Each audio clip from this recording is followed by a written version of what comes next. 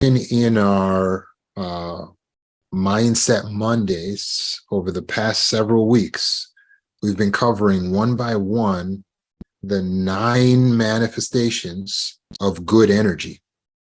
The 9 manifestations of good energy. And ethics happens to be one of those. In fact, it's the last one that we haven't covered yet. And I've saved it for last because it's the most difficult one to cover. Ethics is goodness, righteousness, morality. Ethics is your ability to choose what's going to be best or what's going to be right in any given scenario. It is your moral compass. So if you are an ethical person, then you're a moral person. You're guided by higher principles.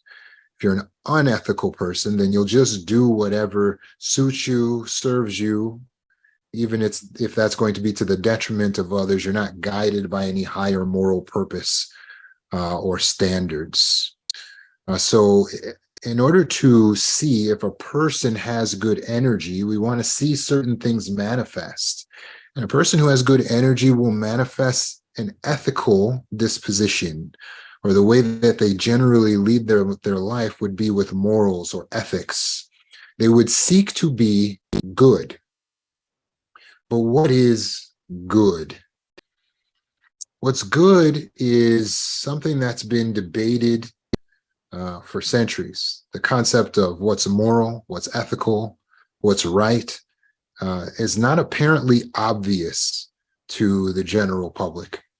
Although we tend to agree on some big things, the laws, the standards can differ from culture to culture, family to family, person to person.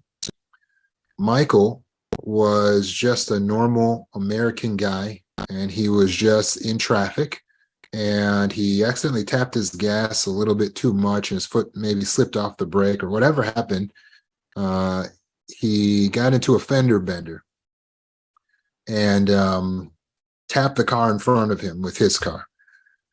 So when he got out and he exchanged information, it didn't look like there was any damage, and everything seemed to be fine between him and the other driver. However, a few days later, the driver reached out to him that he had hit and said that there was damage and he has to replace the whole bumper and he needs a check for $800, or he's doing a claim on the insurance. So Michael was upset. Now this means that he's going to have to pay $800. That's going to send his insurance up if this man makes a claim. So Michael went out to inspect this damage that this man is talking about, and he could see nothing. He had to go all the way up to the car, and he saw just a tiny, tiny little mark that would be like just as light as a pencil mark on this guy's bumper.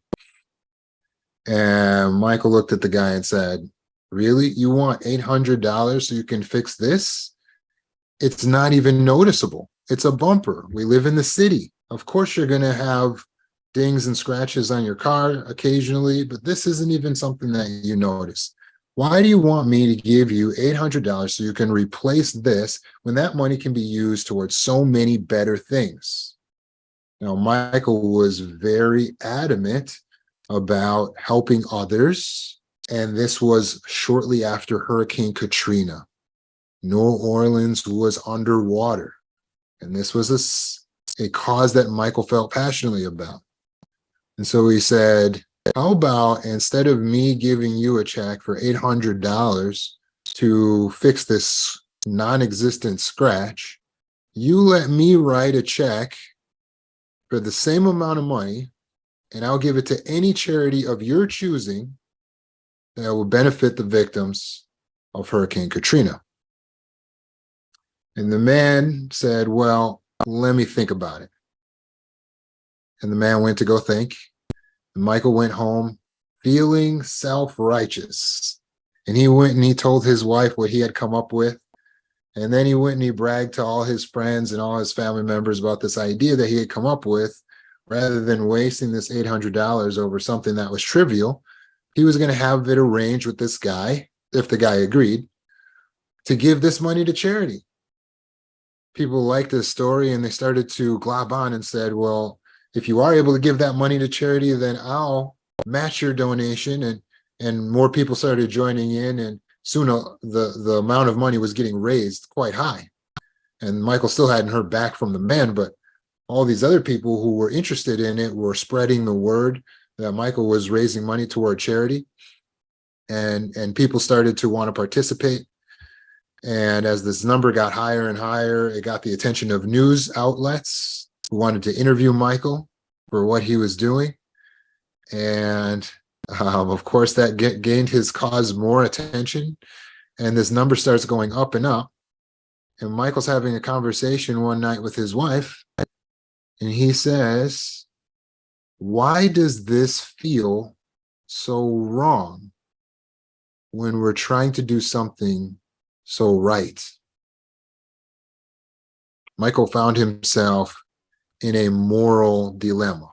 He was having an ethical dilemma. He felt like there was something off about the way he was handling this, like it wasn't totally good, even though his intentions were good and what he hoped this money would go to would be a good cause. And so Michael started to have a breakdown emotionally over this. He reached out to professors in ethics, and the professors in ethics started to unfold to Michael that there are a lot of different approaches to ethics, or what is right and wrong when it comes to making moral decisions and moral calls. So Michael started to study ethics so that he would get a better understanding of what's right and what's wrong. If you've ever studied ethics, there are multiple philosophies of this. And I'm going to touch on some of these philosophies so that you can have an idea of the different schools of thought that are out there. It's important for us to be able to choose how we will inform our ethics. How will we know that we are making the right decision if we are faced with a moral dilemma? One of the types of ethics that Matthew learned about from these, or Michael learned about from these ethics professors, was virtue ethics. And virtue ethics is based on the philosophy that focuses on character and personal virtues of the individual, and believes that individuals should cultivate moral character and traits like courage, honesty, benevolence, and generally strive to live a virtuous life. The problem, though, with virtue ethics is, how do we decide what the virtues are? How do we decide that benevolence or courage or confidence or bravery, how do we decide what are the virtues that we should strive toward? Well, some people have a concept that, or a belief rather, that they should allow everything in their life to be guided by what God says is right. But this philosophy has caused many problems for certain individuals. For one, who may doubt the existence of God, but also in that there are written rules and laws that God has made, but they don't know which ones to apply. So the Old Testament has the 10 Commandments, which many continue to hold as canon and apply in their life to guide their ethics. But in the Old Testament, there are also many other laws that people do not apply, although they would apply some of the laws. So laws that would have people stoned to death for sexual immorality, or that would prohibit the use of tattoos. It raises the question, which of the laws that God has made should we be applying and which should we not? But then there's deontological ethics, which is a philosophy that emphasizes duty and moral obligation. Deontologists believe that certain actions are inherently good or inherently bad, regardless of the consequences. They argue that people have a duty to act in certain ways, regardless of the consequences. So if they have a belief, then they should act according to that belief. It doesn't matter how it turns out for people. But of course, this is flawed, because if we just act according to what we believe, no matter how it turns out for people, then, well, could cause some problems, right? Because some people have beliefs that are destructive to others, right? And that's where you see ideas of terrorism, genocide. It's kind of like Thanos from the Avengers movies, who had a philosophy that he would kill half the people in the universe, and that would help to preserve resources. So he was a deontologist.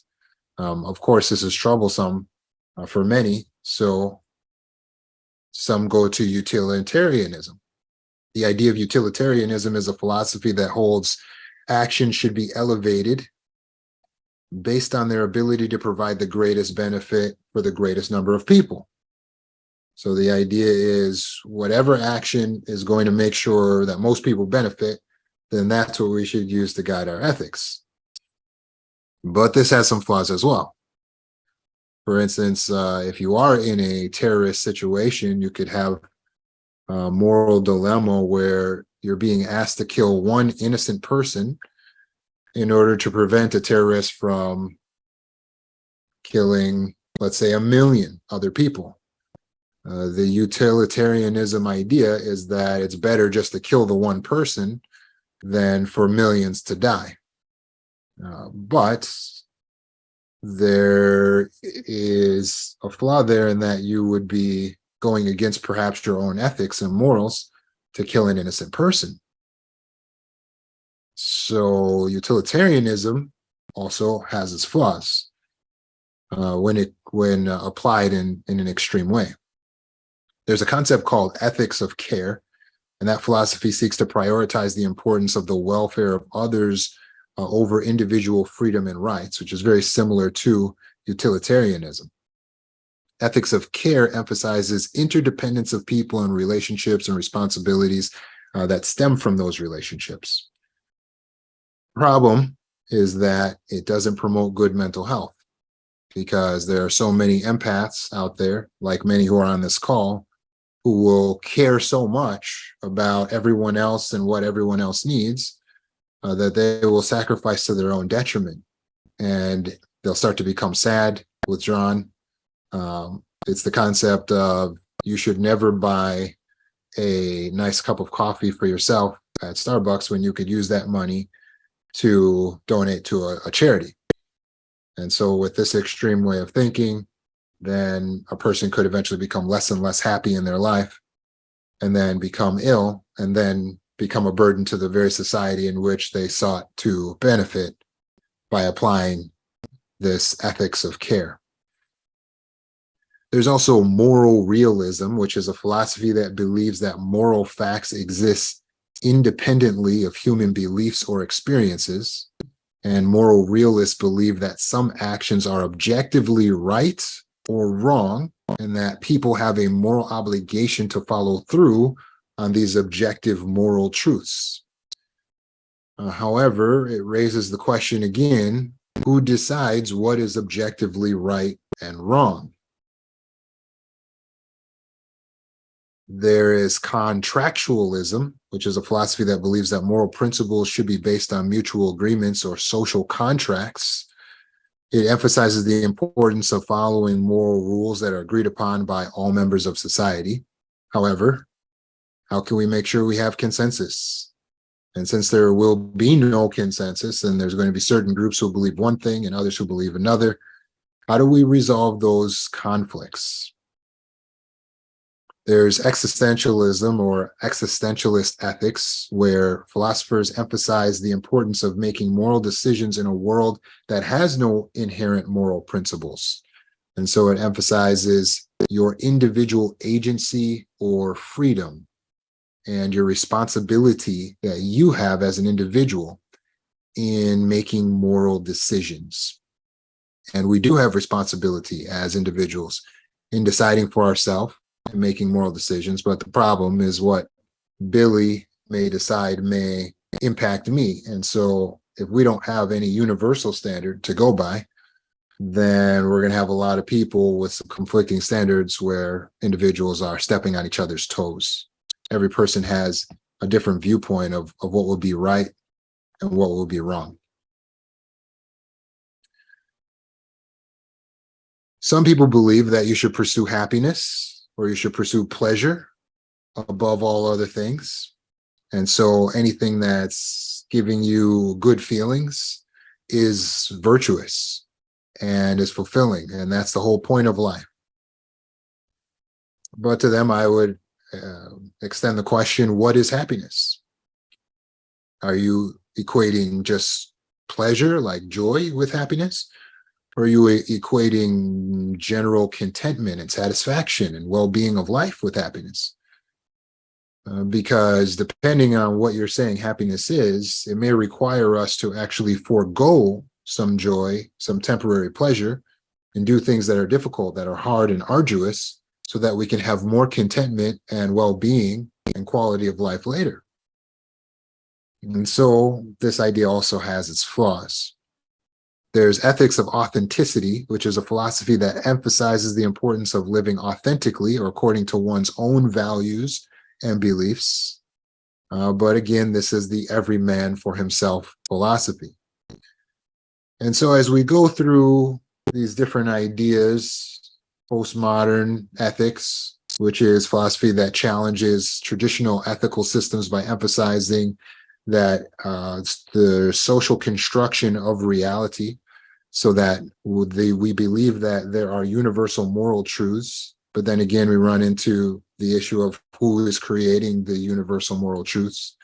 And then there's the Taoist philosophy, where we have the idea that we should just accept what comes, and what comes, comes. We need to be at peace with what we cannot control, which is very true. Taoist ethics encourage simplicity and humility, and the acceptance of the natural ebb and flow of life. But there tends to be kind of a lack of emphasis on personal planning and personal power, taking action, responsibility, right? So with all of these different ideas, how do we figure out what is going to be our ethics and what we should go by?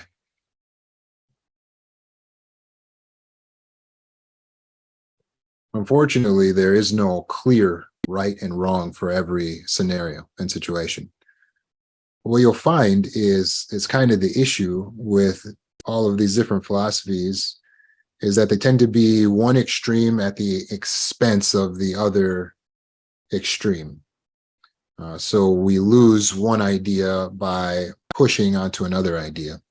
To explain kind of what I'm talking about here, I made a little illustration, a little chart on this, so you can kind of visualize what I'm actually seeing in my mind. How do we flip this camera?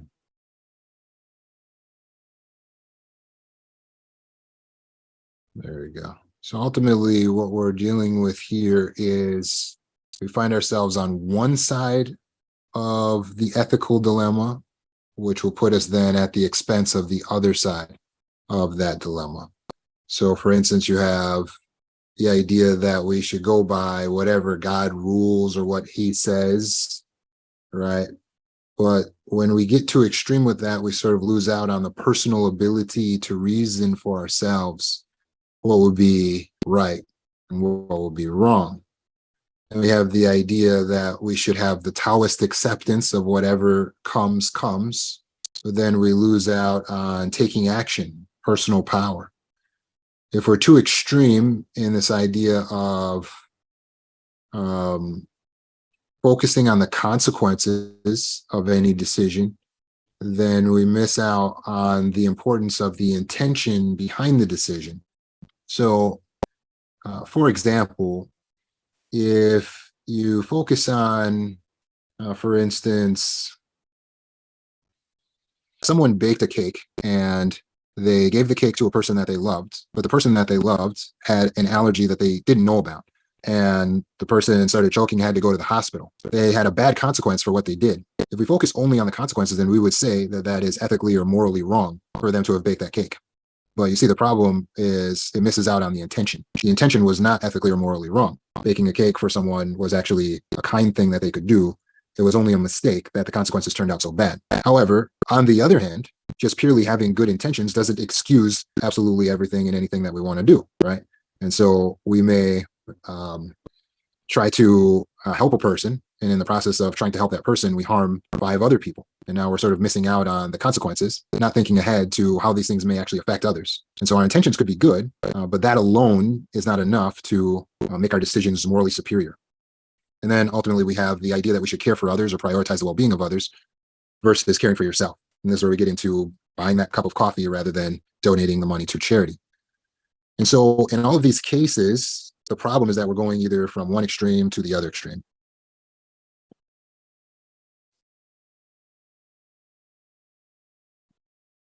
So my advice to you, if you would like to be able to have good ethics, to inform your good morality, instead of going to an extreme or adopting one of the philosophies that's made popular in universities and discussions, or feeling confused by all this, I would invite you to elevate your thinking. Elevate your thinking to be able to back up and encapsulate all of these principles. Because just like all of them have flaws and can be wrong in certain situations, all of them also have good parts to them, good qualities. And so in any ethical decision, instead of trying to find one way of thinking and leaning on one extreme, what we really do best to do is look for the balance between all of these. And so, of course, in my personal opinion, the greatest teacher was Jesus, of all the great teachers that have ever lived. And the reason I feel that way is because he was able to create very simply a connection between all of these different ideas, these philosophies of ethics, and help us to learn to be balanced in our principles and our morals so that we could reason really on each of these things for ourselves. And that's an important skill to develop, the ability to stop, to meditate, and to reason on what's going to be good or best in any given scenario. Because the reality is there is no clear right and wrong that will work for every scenario.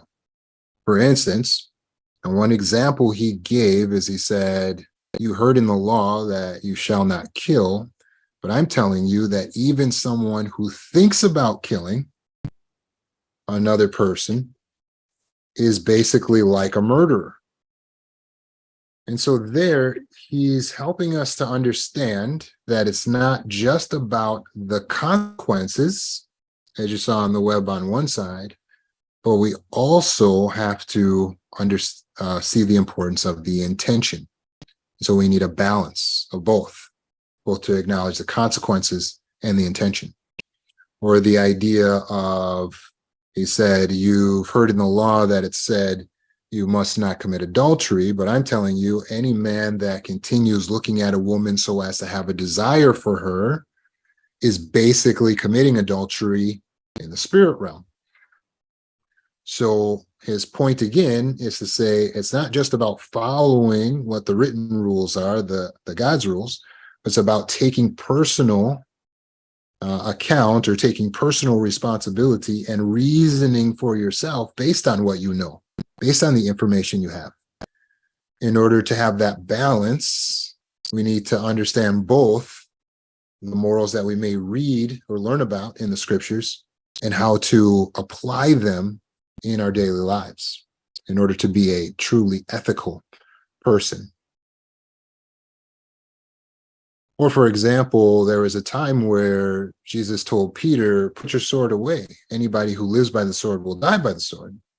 But there was another time in the scriptures where he told his disciples that they should buy a sword. Well, how do we rectify the seeming contradiction? It was not actually that he was contradicting himself, but he was speaking in 2 different circumstances. And in one circumstance, he was helping them to understand that ultimately they shouldn't take to violence in order to get their point across or to protect themselves. In another situation, He was letting them know that in their ministry now, they would not have divine protection as individuals. And so if they're traveling along the road, they would need something to protect themselves from wild animals. And so on one hand, we have the idea that you need to care for yourself. And on the other hand, we have the idea that you need to accept and have the Taoist acceptance and allow God to care for things that you cannot control, things that are out of your personal power. One other example I'll give is the contrast between caring for the self and caring for others. So there's one example in where Jesus saw the people, and even though he was tired and had been preaching the whole day, he still chose to step up and preach to those people and care for their needs. But there were other times in the scriptures where he would leave his disciples behind and go get some alone time in the mountains so that he could pray and meditate. So is it just care for yourself, or is it prioritize caring for others? It's both. It depends. What does it depend on? The circumstances. The circumstances. There is no clear right and wrong that will apply in every circumstance. Should we steal in order to feed our children? It depends on the circumstances. There is no clear right and wrong for every situation. Would we kill a person in order to protect ourselves? It depends on the circumstances. There is no clear right and wrong for every situation. And so we have to have the ability to reason. So how can we be guided by ethics? If you feel like you have a lack of moral instruction and ethical knowledge, you need more edification. Your edification is the time that you spend reading, watching, and listening to the information that's going to build up the soul, that's going to feed the soul and edify the mind, that is to elevate your thinking. So the time that you spend reading scriptures is edification. In addition to your edification, you need meditation. To meditate is to pause and to think. A foolish man believes that everything is simple. A wise man understands how much he doesn't know. A wise person recognizes that things may be complicated, that they may need to pause and think before making a decision, before weighing in on certain matters. So ask yourself, do I spend enough time edifying my mind and meditating on what I learn? And when I'm faced with a moral dilemma, am I quick to just ask other people what I should do? Or do I take the time to take the moral responsibility, the universal responsibility upon myself to do what is right, not just for me, but for the universe as well? To balance that, to reason on my particular situation, because there's no clear right and wrong in every situation. So what does it mean to be right? What's right is what's good. What's good is what's beneficial. What's good is what's beneficial. So what we're looking for is what is going to benefit ourselves and benefit others in equal measure. There are times where we have to prioritize ourselves, get rest, get personal care. There are times where we need to sacrifice ourselves out of concern for others. How will we know what to do at what time? Wisdom. How is that acquired? Edification and meditation. Edify your mind and meditate. It won't always be simple to be ethical. In fact, Michael, in the story of the car and the fender bender, he eventually decided, after studying all these different types of philosophy, that He was actually being self-righteous. He felt like he was superior in his morality to this man because he didn't prioritize a scratch on a bumper.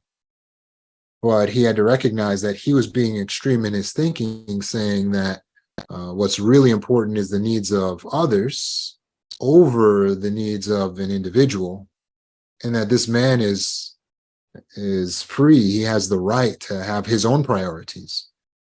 And so Michael decided to drop the whole idea of raising money through this guy's decision as to whether he would want the check or not. And he just wrote the check for $800 and paid it to the guy. The guy was surprised to accept it. He turned out to be a really nice, reasonable man. And the people who all wanted to match the donations, many of them decided to donate anyway. And Michael guided them to do just that. He showed them what organizations they could donate the money to. And he let people know what ultimately he had decided in the matter. All in all, Michael ended up raising $25,000 to help victims of Hurricane Katrina through that situation. So somehow, some good came out of what Michael now calls a mistake, an error in judgment on his part. In the end, we can't judge Michael's decision, just like Michael couldn't judge the man's decision. In the end, we have to just ask ourselves, am I being balanced? Am I taking the time to edify my mind and to meditate so that I can manifest good energy in my life and be an ethical person?